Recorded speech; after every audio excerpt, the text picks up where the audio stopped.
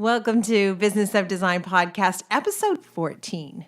Closing that sale, that initial phone call. You've got a potential customer and you're going to get them on the phone and convince them that you're the perfect person to hire.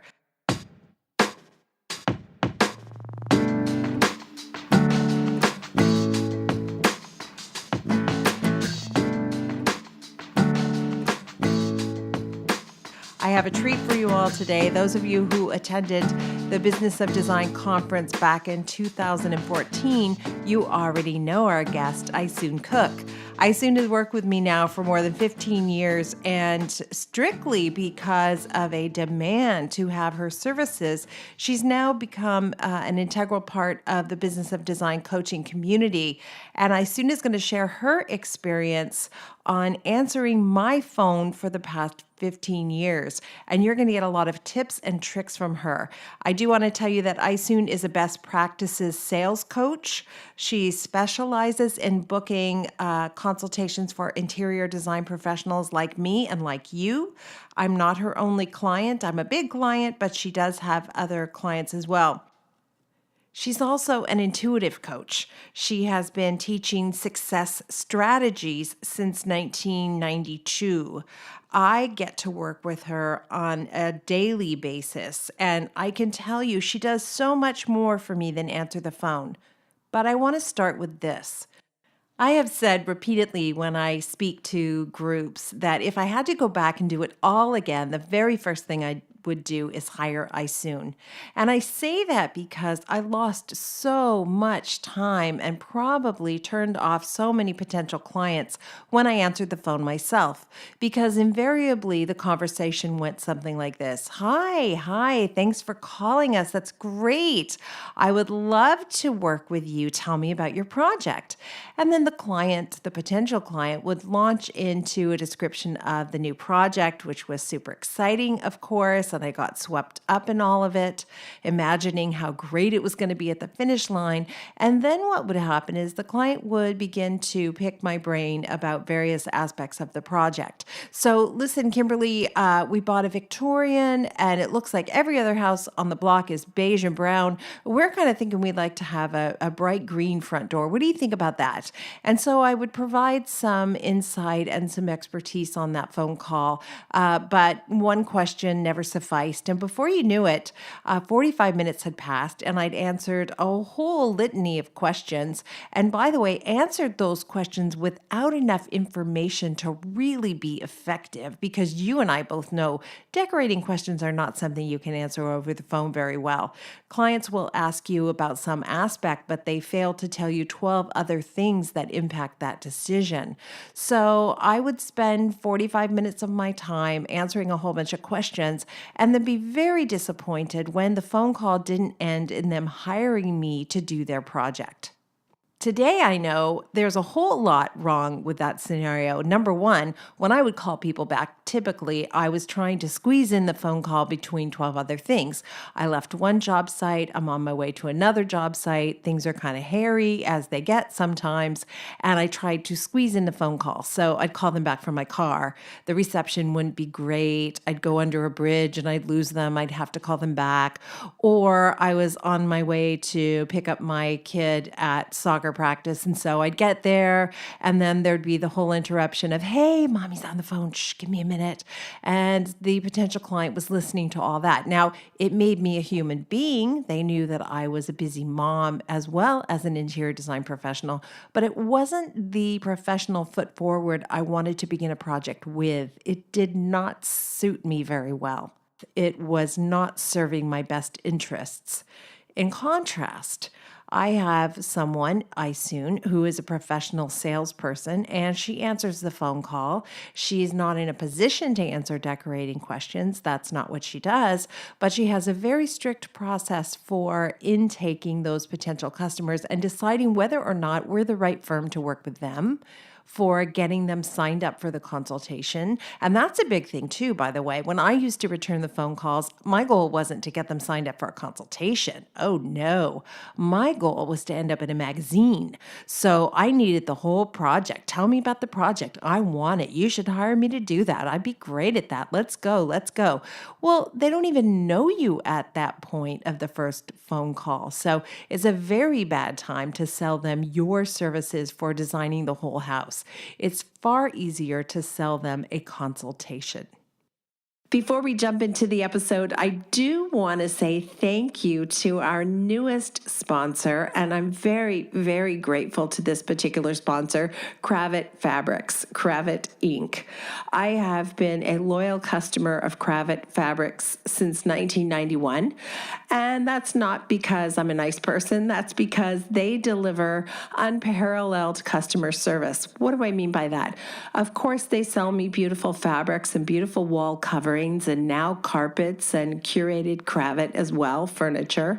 But what I love about them, in addition to the fantastic products they provide, which make me look good in front of my clients, is their customer service. When I have an issue, when I have a question, they are immediately responsive to my needs. They understand what it is that I do, and they immediately satisfy me so I can, in turn, satisfy my clients.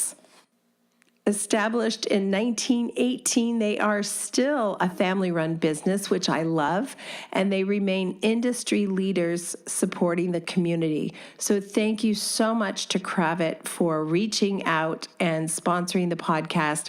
And for those of you who aren't shopping at Cravat, I really encourage you to support them, as they really do care about the trade and your trade business.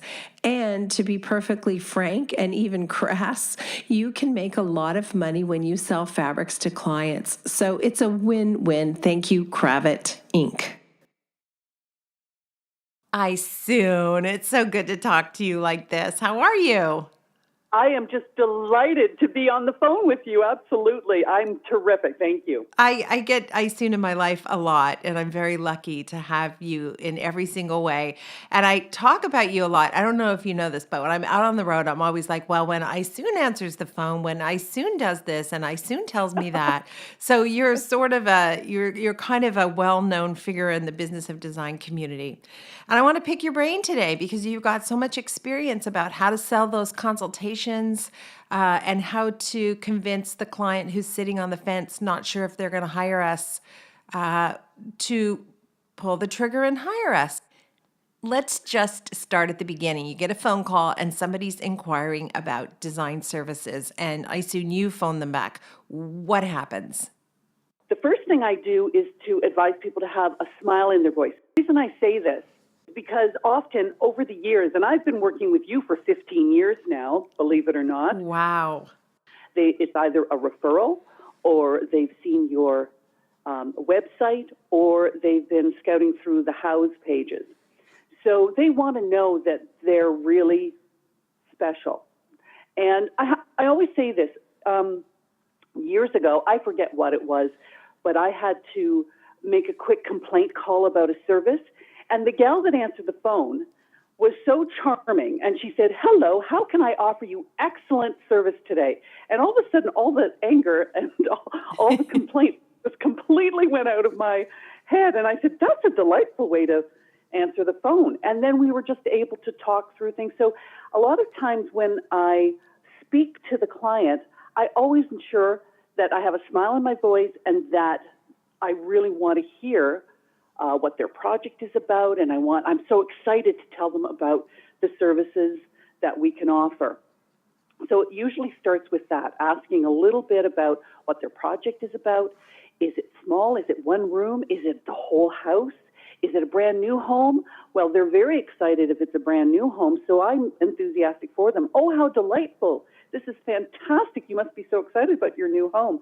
They get to talking about the project a little bit, and then I will explain how our process works in terms of the consultation, which is usually a 2-hour meeting on site with the client to talk about exactly what it is they need, whether it's furnishings, furniture placement. Sometimes it's colors. Sometimes it's more. Sometimes it's a reno and structural wall has to come down. But I just get a brief overview of what their exciting project is all about. Now, what happens when you get an email? You can't put a smile on your voice in an email, or can you? What do you do with the email? Yes, you actually can put a smile on your voice in the email. We have a really beautiful response that talks about how excited we are that they got in touch with us, that this is exactly the type of project that we excel in. And of course, I will want to speak to them on the phone too. We always have to get the information, to get their address, to get their credit card information, that sort of thing. But your initial email can certainly have a smile on it. You can tell the difference between an enthusiastic response and just sort of a standard bland response.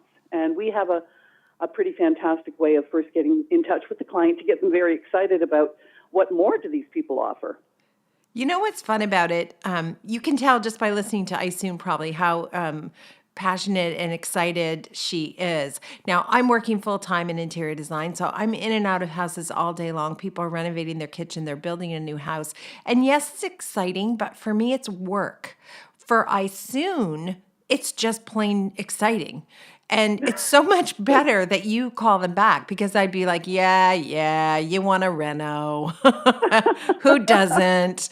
But for you, I assume that's like exciting stuff. Well, you know what else is exciting about it is I'm not a designer. I don't have a background in design at all. My background is in sales and coaching.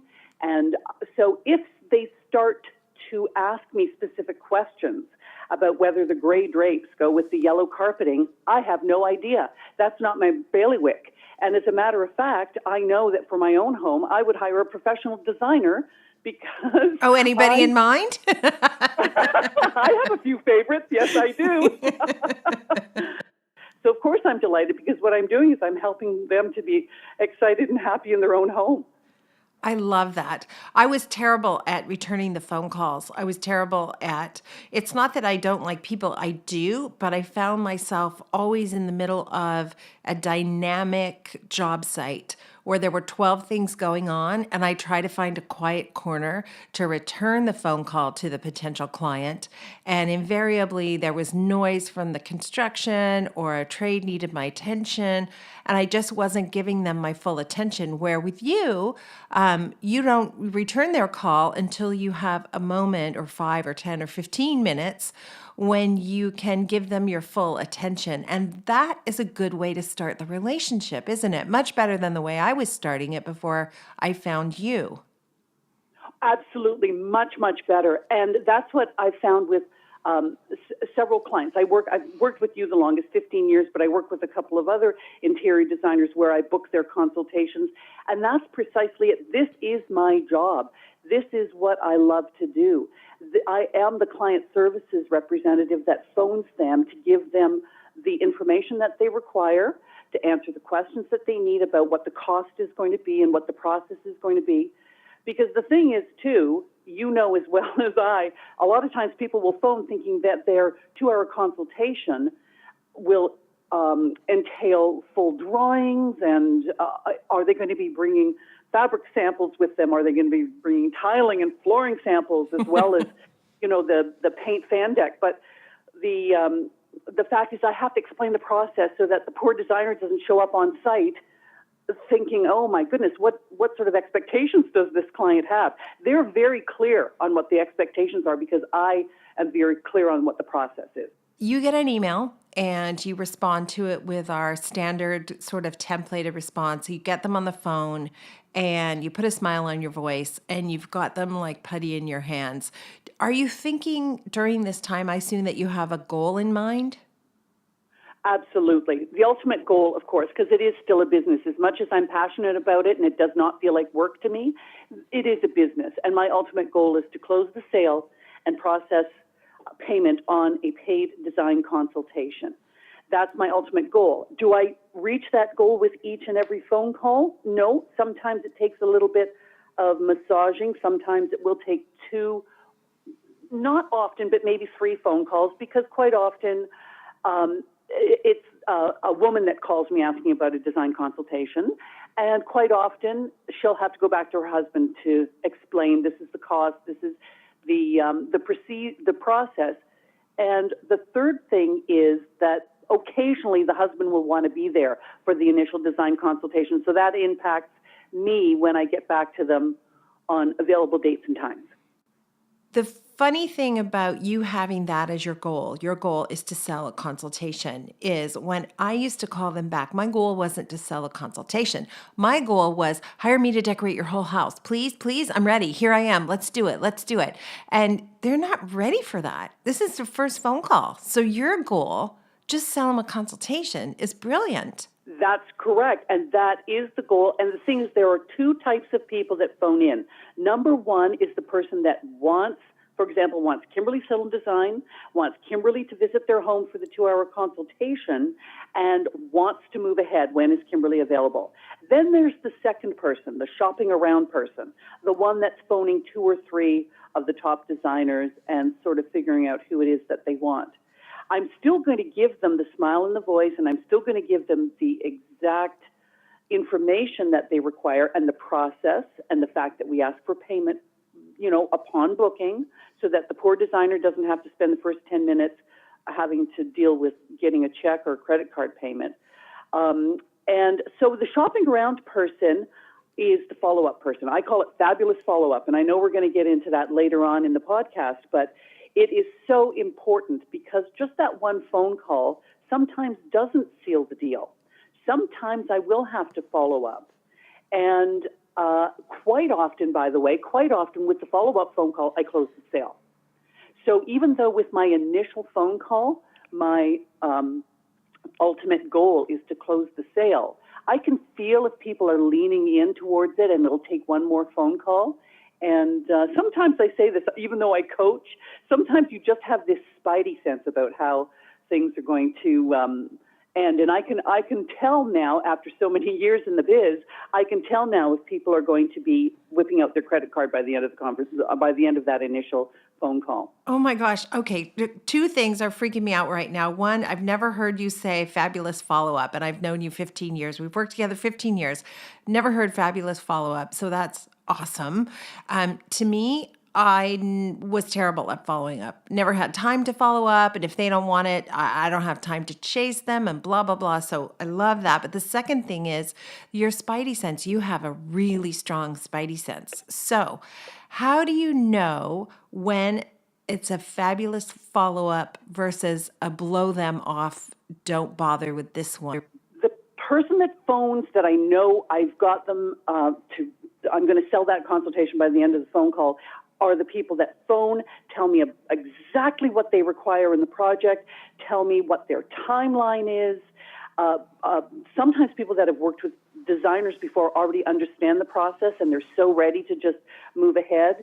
And a lot of times it's a professional woman that knows that she's not going to be doing this herself and she's making the decisions herself. She doesn't necessarily have to go back and speak to her significant other to talk about budget or to get quote unquote permission to move ahead with the project.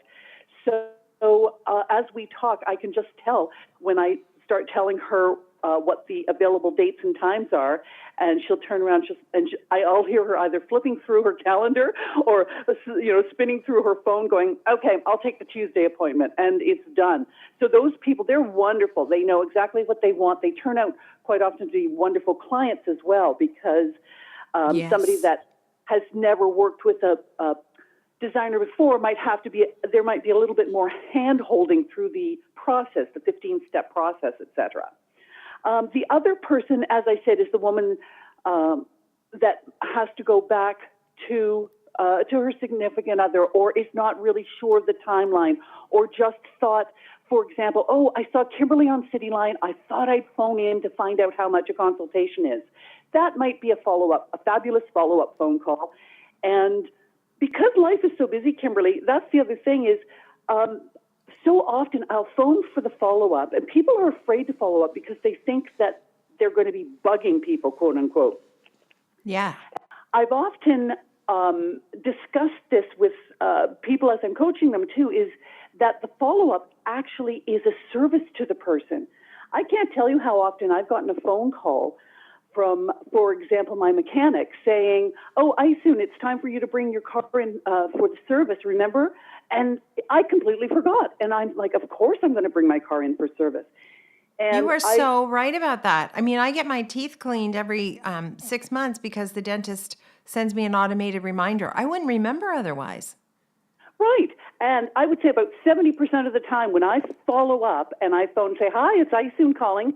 Just wondered if we wanted to move ahead and book that design consultation," they thank me because they've got 3 kids and a busy job and their mother's coming to visit, and they thank me going, "Oh my gosh, it was in the back of my mind. I'm so happy you called. Let's book it now." See, it's so funny you say that because when I was the person following up, I felt like if I'm such a good designer, why am I chasing this person for a job? Shouldn't I be Right. so busy I don't care? So hiring you removes all this pre-existing default position core upbringing that I have around asking for money, etc. It just changes the dynamic entirely. So hiring you, I tell people now, if I had to go back and start over again, the very first thing I would do, and I mean the very first thing, would be find my Aysun. Because you changed my life when you came into the business. You did, and you continue to change my life, because here's the other thing. If somebody says, "Well, I don't know, $800 for a 2-hour consultation, that's kind of ridiculous." If it were me on the phone, I'd be saying, "Well, I can do this and I can do that." I'd start tap dancing and showing him all the great things I can do, where you're like, "Hey, you're not our customer." Not only that, but when I start to say, "The designer can do this, the designer can do that," she's absolutely wonderful. She has an 85% repeat, customer repeat success. Now, all of a sudden, you're not tap dancing, you're not patting yourself on the shoulder. Your assistant or your client services, it could be an admin assistant, it could be a client services rep. I've often told people to check out the local drama schools and get an actress on the phone for the initial design consultations, because the person who answers your phone to book the design consultation does not have to have a background in design. Absolutely does not. And as a matter of fact, I think it's a benefit if they don't, simply because there are a certain amount of people that are going to keep that poor person on the phone for an extra 40 minutes asking design questions. And often they do try to answer them over the phone. Well, because it's very difficult not to. It's very difficult not to. So that was another thing that was a game changer. You're not even attempting to answer those questions. And I found myself way too many times having a 30, 45-minute phone call with someone just answering their decorating questions. And then they didn't sign up for a consultation because guess what? I answered all their questions, or they think I did. At that initial phone call. So it left me depleted. It left me full of anxiety, because sometimes people call and say, $800, are you crazy? And I didn't like hearing that. And you hear it and you just think, well, go to someone else. You're not taking it personally. So lots of advantages to hiring someone like Aysun, or hiring Aysun. Correct. That's correct. And if somebody balks at an $800 fee for a 2-hour consultation on site with a design expert that's been in the business for more than 20 years, that is an incredibly great $800 spent right there. Right. And if they don't get that, they're not your client. Then they're not your client. And that's the other thing, is that if I hear people who talk about, well, I could get a designer for $75 at, I don't even know, one of the big box stores, quite often they'll have a counter with decorators there. And that's all good and fine, because there's customers for everybody, right? Yeah. But I know when they're not our client. And I wish them well, and I send them on their way, and it's all great. And I always wish them at the end of the conversation, "Hey, good luck with your design project. It sounds like a very exciting time." But I know that they're not going to be our client. Right. And sometimes it has happened that they have come back to us. They've gone to work with somebody else. It's been a big, hot disaster, and they realize that if they throw some more money at it and hire a professional, it's going to go better. And you've had those calls too. Yes, I've had lots of those calls, and some of them I don't even tell you about, where they'll come back and they'll say, you might not remember me. I called about 8 months ago, and quite often I do. I've got a fairly good memory, and I'll say, yes, of course. How did the design project work out? Well, that's what I'm calling about. Didn't work out so well. I'm wondering if Kimberly's available. Yes, she is. Let's pick a date right now. Let's do this. Yeah, I love it. Okay, so a couple of things. You mentioned previously your spidey sense. And I know at least a handful of times in the 15 years that you have said to me, I don't like this one. I'm going to tell them no. Or, Yes. you know, I'm going to let you go on this consultation, but I want you to be aware of the following things. And if it feels weird, I want you to leave. Yes. There are a few things, and it just happened recently, as a matter of fact, where I spent more than 3 different occasions on the phone with somebody. Mm-hmm. And when they spend so much time asking questions and asking about the process and trying to get information out of me on some design advice, which I do not give because that's not my expertise, and then follow-up questions with a few emails. This has happened for several of my clients. I'll sometimes say, I'll phone the designer back and say, listen, I can go ahead and book, but I just want you to know this is a bit of a high-maintenance client. Already, she has used up this many hours of my time. And the thing is, too, Kimberly, you know, if you're booking, for example, $800 for a design consultation, but you're paying your client services person $150 for 3 phone calls, 4 emails, and several other follow-ups, then that's going to be digging into your bottom line. Is this really worth it? And is this going to be a difficult client all the way through? So I always will give the designer a heads up. And you and I both know there have been times that we've said, I don't think this is our client. So we find a very gentle and professional way to say we're not available for them. Right. Do you remember 2008? It was a great year. We were humming along. We were busier than we've ever been. And somewhere around the end of that year, about September, I think, the economy changed in North America. And it was immediate. And the phone stopped ringing. And a lot of the projects that we had on the go were put on hold. And Aysun's the person I call to cry. She's the person I call to say, Aysun, what's going on? We're not getting any new consultations. It's the end of days. Do you think I should apply at the local Starbucks? And Aysun is also counselor and a handholder, that's for sure. And I remember specifically saying, you know, a lot of people are saying they're lowering their fees to get through this. And you told me, no. That's right. I remember giving you that advice, saying if you lower your fee, you're never going to get back up again. Yes. If you lower your fee to whatever we talked about that time, $550 or $600, and then the economy changes, and then you raise it back up to $800 for a design consultation, it's going to be a problem. And so I advised you against lowering your fee. I remember you saying so clearly to me, the person who's willing to pay $600 is going to be willing to pay $800. That's not going to be a deal breaker. That's correct. That's absolutely correct. And the person, that doesn't change who our client is going to be. Even though there were less clients at that time, 2008, 2009, and part of 2010 were very difficult times. The big projects sort of dried up. A lot of people were phoning, just asking for color and furnishings and just sort of decor styling, that sort of thing. It was very different. Do you remember the one client? We got this one client, and it was to redecorate her dining room, but she already had the furniture. So I think it amounted to a couple of pieces of artwork, maybe a lamp, maybe a carpet. And I remember you calling me and you were all pumped and you said, you get to do the whole dining room. And we were so like, oh my gosh, we were desperate for design build projects that would last 2 years. But it turned out that she was lovely. And I didn't have to be resentful because I got paid exactly like I always get paid. Absolutely. And a lot of those small clients, not a lot, I can think of 3 smaller clients in 2008, 2009 came back to us in 2016 with another project. That's right.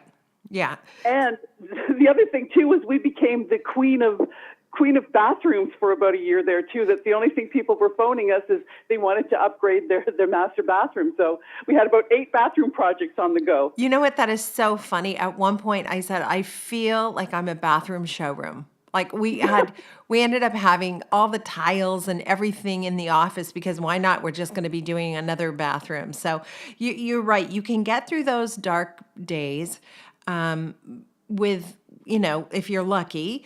But lowering the fee wasn't the thing that helped us out. I don't think lowering that fee would have gotten us any more business. It would have just gotten us lower, clients that have less money to spend, I guess.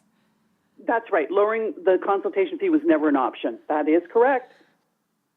You mentioned that you work with other design firms, which is great. Now, I think the majority of the other design firms you work with are also using the 15 steps, which is awesome. So the process is kind of similar. Do you coach the other designers you work with to raise their fees also? Because I kind of look at that consultation fee as a pre-qualifier to my correct client.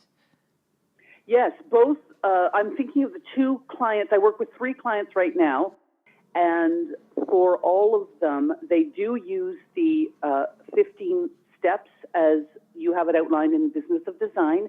And they did raise their consultation fees to something just more appropriate for the work that they're doing. Both of them have 20 years of experience. Both of them are experts in their field, and they were lowballing their consultation fees. Right. It's so we do that because we so desperately want the work. I've worked for myself since I was 14 years old. So for me to say no to any job is very, very difficult. It's much easier for you to say no on my behalf. That's the other thing I wanted to ask you about. Do you remember years ago I interviewed Tony Bennett on a television show that I did, and he was lovely and he was wonderful. And at the end of our day together in New York City, we had a great interview. We had a wonderful time. We had a beautiful lunch together. And I said, Tony, what's your place in San Francisco like? And he was talking about it. He said, oh, well, we want to come and shoot there next. And he said, we'd love to have you. And I said, oh, great, amazing. Now Tony Bennett is my new best friend, right? And then I told you about that, Aysun, and you reached out to Tony's assistant to set it up. And she said, no. Yes. She said flat out, no, not going to happen. He's super busy this year. He's launching some new album. And I stomped my foot and said, but Tony said we could. And what she said to us was, it's Tony's job to say yes. It's my job to say no. And absolutely, that was huge for me. So now what happens is I get requests all the time. Can you come and speak at my book club? Can you come and do this? Can you appear on the home show for free? And my response is always the same thing. I would love to. It sounds wonderful. Here's Aysun's phone number. That's exactly right. Exactly. And we do some of them, right? We do some of them. But the point is you have an objective view on whether or not this fits with my brand. Does it make sense? Has she given too many hours to charity already this year? Can I get $1,500 as a speaker's fee instead of nothing? Like, tell me about that side of what you do for us too. Yes.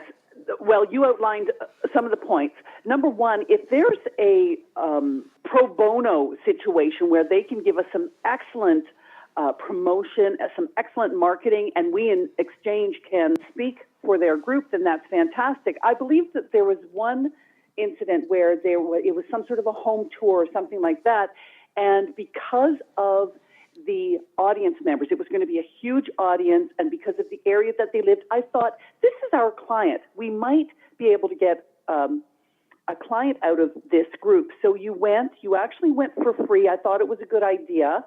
And you did end up getting a huge project out of one of the clients. We got, I think, 3 inquiries, and so 3 consultations. You went to the one consultation. It was a huge renovation, and that was well worth the 3 or 4 hours that you had to, put your makeup on, get down there, and do the presentation. There were other times, too, where people will phone for home shows or book clubs or other events. Openings of new store openings, that sort of thing. Right. And I'm not sure that that's necessarily going to benefit us in any way, because it is still a business. There's still a bottom line. Right. And so I've very gently said, thank you so much for thinking of us. I'm afraid Kimberley's not in town, and sometimes it's because you're not in town, or sometimes it's just thank you for thinking of us, but no thank you, we're not able to do that this year. Right. So I have to gauge how it's going to improve our bottom line. And you put that cap on all the time. You're very responsible that way. Where for me, I'm much more emotionally driven. So I will be at an event and somebody says, I'd love to have you come and speak at my book club. And I truly think that would be fun. That would be fun. But you go back to the office, you're looking at my calendar and you think you don't have a single night free for the next 3 weeks. Why on earth would we try to squeeze you into a book club for free when you're running on empty as it is? I'm saying no. So in effect, you're kind of a gatekeeper as well. So think about that if you're at the point where you're thinking you may want to hire someone to answer the phone and call people back for consultations. That's a huge part of it.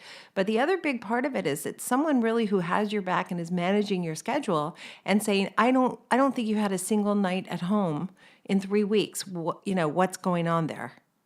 I have a perfect anecdote for that. There was one time that I was booking you with City Line. There were a couple of consultations. There was an appearance because I think there was a media PR, a series of interviews that you had to do for a specific project.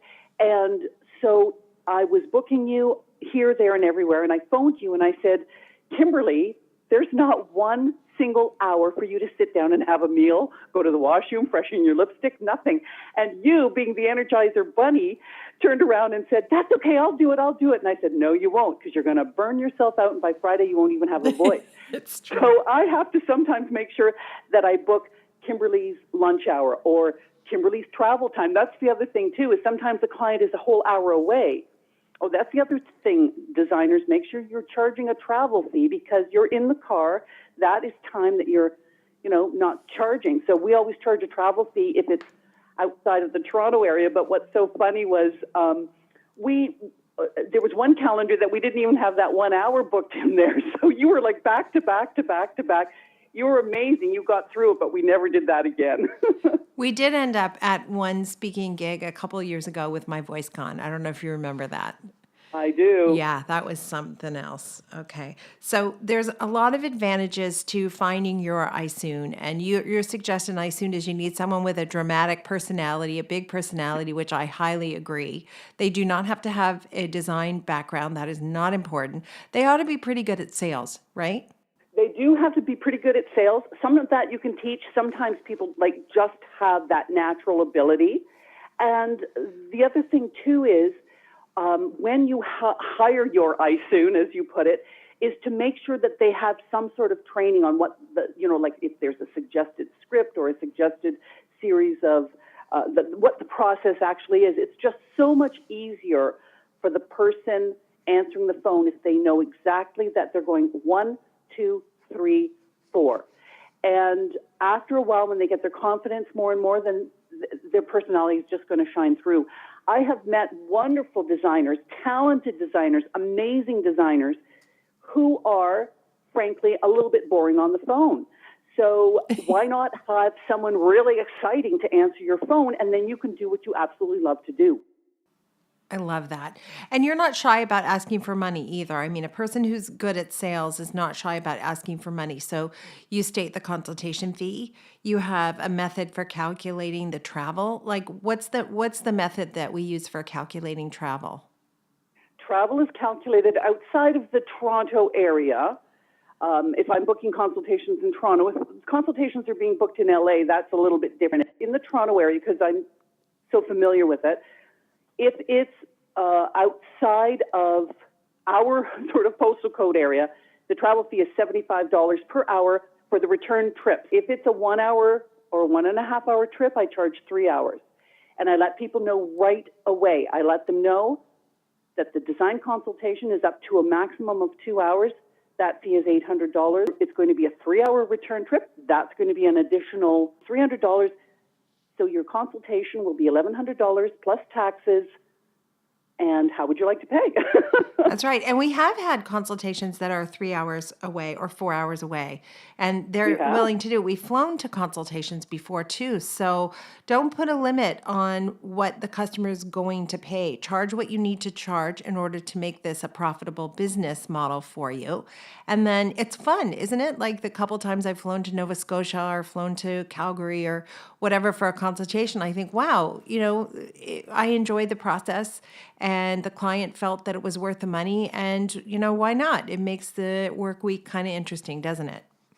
And the clients are so delightful. They always make sure they phone me and they say, oh, if Kimberly's flying into Halifax, I just want to make sure what kind of food she likes, what kind of, drinks she likes. And they ensure that you're picked up at the airport and then you're brought back to the airport. Those out-of-town ones have been delightful. The furthest away was actually China. Yeah, that was something else. Yes. And by the way, that was a situation again where Aysun took over control of that and said she's flying first class and she's bringing an assistant or you're not having her. And That's correct. I know for sure, had I been the person negotiating, I would have caved. I would have said, okay, economy is fine.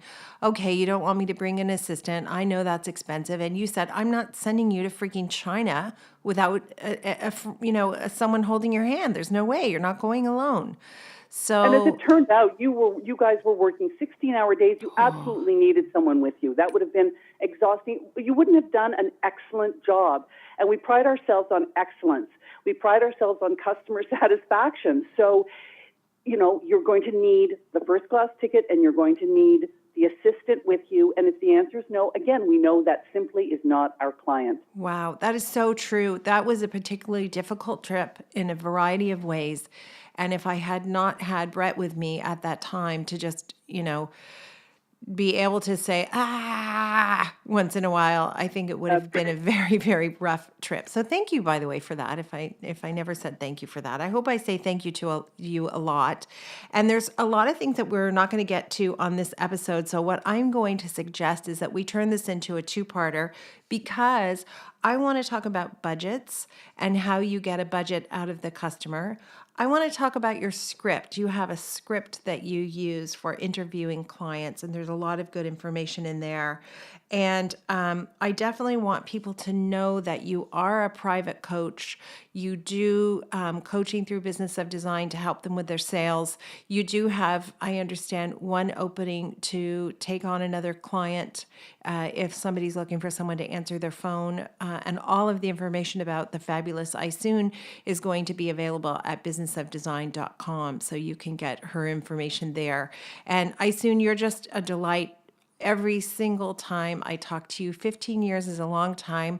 Can we end by telling them what happened when you tried to quit? Yes, I would be delighted. Terrible. First of all, I want to preface, though, by saying, Kimberly, you do say thank you an awful lot, number one. And number two, you also never hesitate to let me know when the client says Aysun is delightful, because I love that feedback. I love the clients to know that the person that they first spoke to on the telephone was delightful. Yeah, so and I hear that a lot, So, by the way. I get a little bit jealous sometimes because they'll say, thank you for coming. And by the way, Aysun's awesome. It's not me who's awesome, it's Aysun who's awesome. And they say it all the time. Oh, well, to get back to that story, Kimberly, yes, several years ago, there were several things that were happening in my life. I had a young son at the time. My mother was not well. My father had just passed away about a year and a half before. And I thought, I'm going to have to tender my resignation. And Kimberly and I went out for lunch together, and I said, listen, I'm so sorry, but this, and this are happening. I'm going to have to tender my resignation. I have to leave Kimberley Seldon Design. Now, I also want you to know I'm married to a wonderful, handsome, delightful, terrific guy. We've been together we're going to celebrate our 21st wedding anniversary next month. And Kimberly reached across the table and said, I will let you divorce your husband before I'll let you leave me. I don't know what possessed me. Those words just came flying out of my mouth. And I love Heinz. I love your husband. So I'm sorry, Heinz. I know you do. But I was really serious about that. I said, we'll do whatever it takes to get through this and wait for you. So anyway, I'm so glad I did that. I don't know how there was obviously design intervention there because I hadn't anticipated saying that, but losing you was just too much, and you're wonderful. And part 2 of this exact same podcast will follow up on all the things we talked about, the script, the budget, everything. Tell everybody a little bit about your sales training. I would be delighted to. Well, first of all, yes, I remember with that one Business of Design conference, I had something like 15 people afterwards glom onto me and say, yes, I want to book the sales and design consultation training. So it was wonderful. And what it is, it's a 1-hour telephone session. I can either be one-on-one with your client services person, or I've also done it where the client sets up a conference call, and I'll be able to speak to 3 or 4. I think the maximum I've done is 4 people in the room and do the telephone training. It's a 1-hour session. There are 8 learning modules. It's a training session that's going to improve your sales pitch and turn potential clients into paying customers. It's based on a lot of what we've been speaking here, but much, much more depth. Sometimes we don't even get through everything in the first hour, and people want to book a second hour. But I always hit the 8 modules, but sometimes people want a sort of a deeper, more detailed session. All you have to do is go on to businessofdesign.com under Sales and Design Consultation Training, and click on it, and I will get in touch and I will book it with you. It's $325 US. Perfect. And we've had 100% thrilled people who've taken that course and want more from you, Aysun. So we got to figure out what other courses you're going to teach and add them to the regular curriculum of businessofdesign.com. Aysun, you're the best. I love you. Thank you so much for being here. Thank you. My pleasure.